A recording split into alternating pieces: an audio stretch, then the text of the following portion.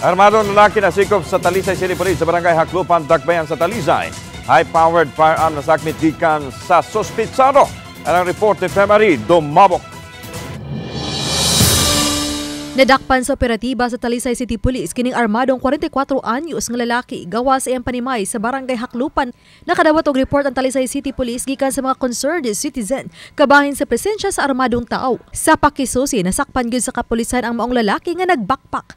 Nakuha gikan sa posisyon sa dinakpan ang usa ka caliber 45 submachine gun nga may duha ka magazine ug 12 ka mga bala. Anaw sab ang 45 kalibre sa armas ug upat ka mga bala niini.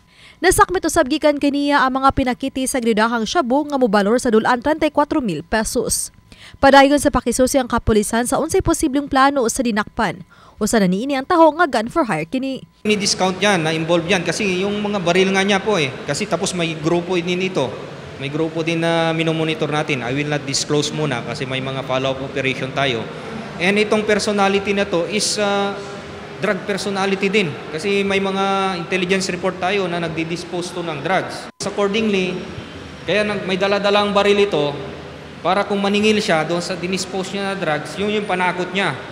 So siga-siga talaga ito sa area. Gihimakak sa dinakpan nga sakop siya sa gun for hire apan nagdumili na sa pagkomento sa ubang pangutana. Hardkiller do ka, kaya nang kayo Dili na tinuod ayaw nila. Tukmang kaso ang giandam og ipasaka batok sa suspitsado.